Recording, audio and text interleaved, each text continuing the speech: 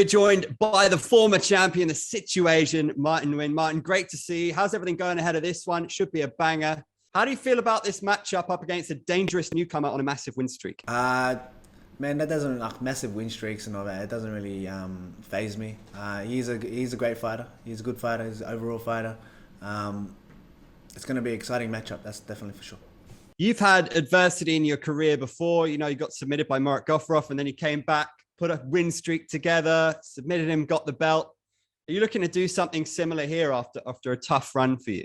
Yeah, obviously I'm trying to make another run for the title, but first off first, so I got to get through this opponent. So, you know, adversity is just a part of life, man. We win some, we lose some. So, Kirill Gorobets, this matchup I think is the perfect matchup for me to come back and make that second title run. So, 92% finishing rate. You're one of the hardest hitters in one. Are you looking to make a statement here, or is it just very important to get back in? For me, it's all about getting the win. So regardless of how I finish him, or if I finish him, or wherever the fight goes, I just need a win. How do you feel about his skill set against your skill set? Have you had a good look at him? I don't know. I really don't know too much about him. I've watched maybe two of his fights at most, and yeah, I just. Stylistically, I think it will be a good fight. He's an overall fighter, wrestling, striking. He's got finishes from top and bottom game. So you know, it marries up with my fight game as well. So realistically, it should be a good fight, a banger. But we never know. How's the preparation been for this one? It's been amazing, to be honest. I did the whole fight camp in Australia.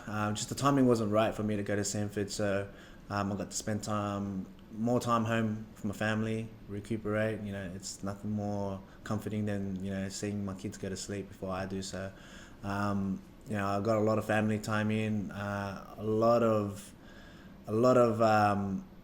regenerating the whole fight system, and, you know, my whole fighting style, and, you know, I've got a good team around me. So I'm excited about this bout. Who have you been training with? Okay, so a lot of my ground game, jiu-jitsu game comes from Kai Academy, under Kian Pham.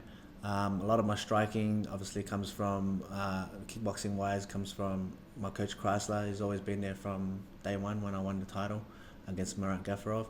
And I've been working a lot more on my boxing with Skinny Hussein, Nadal Hussein in Australia.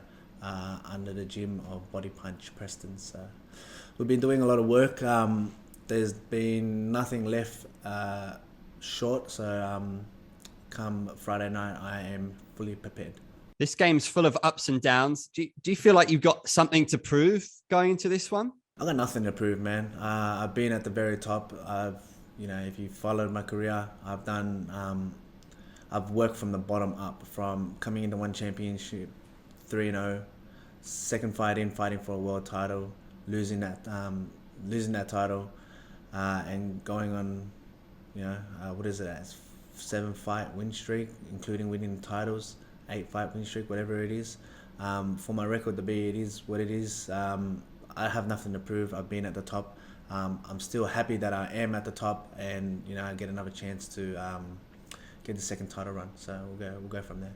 Are you still in love with the sport? Are you enjoying the overall process? Of course, man. Learning, and, you know, falling in love with just jiu-jitsu again. You know, I kind of took a step back.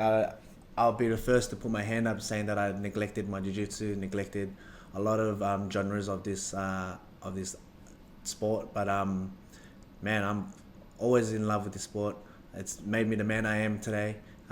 It's made me who I am, and, you know, I've inspired many throughout the sport. So for me, this sport is my life.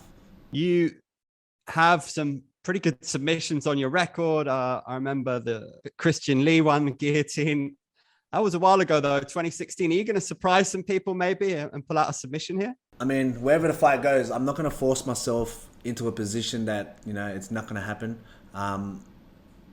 Wherever the fight goes, if it hits the ground, then obviously I'll be looking to take his neck. If it's on the feet, I'll do whatever it takes to, you know, put him out. But overall, I'll just make sure I have to win in every aspect of that fight. What do you feel about the top 5 right now? You're still at number 3, so you're still right in there. Are you looking to be patient, or are you keen to get back to the belt? Didn't even realize I was still in there.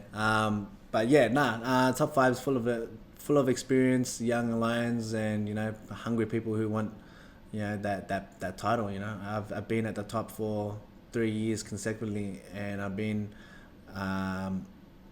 defending those titles multiply. So I know what it's like to be at the top. I know what it's like to be down the bottom. So regardless, you just got to do whatever you got to do to get that title, and that's what these guys are doing. It's full of young lions in there, and I'm sure once I get my hands on most of them again, or the fight again, it's going to be definitely a banger for the crowd. We spoke to Tan Le and Garry Tonon earlier. What do you make of that fight? You were mentioned as well in that interview. Those guys, either by a rematch or fighting Garry, and inevitably in your future, right? So how big of an eye have you got on it?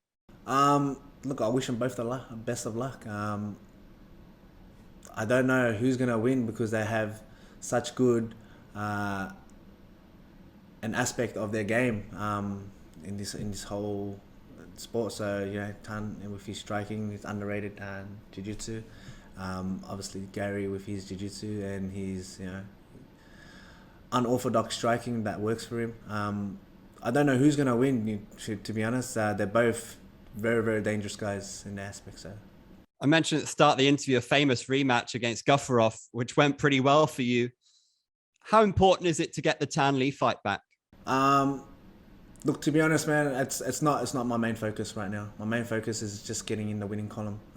When I do so and I rack up a few more wins, then Tan Le, that fight may or may not happen. We'll see what happens. But for right now, there's no use putting energy into something that could not ever happen. So for right now, I'm just going to focus on Kirill. What do you make of the matchup between Tan Kai and Kim Jae Wong? You mentioned young lions. Those guys seem hungry. They don't seem to like each other. Who's going to win that one? I didn't realize that they didn't like each other. I just thought it was just a matchup. They're both exciting. They're both hit hard and young lions. I don't know who's going to win that one as well, to be honest. I would like.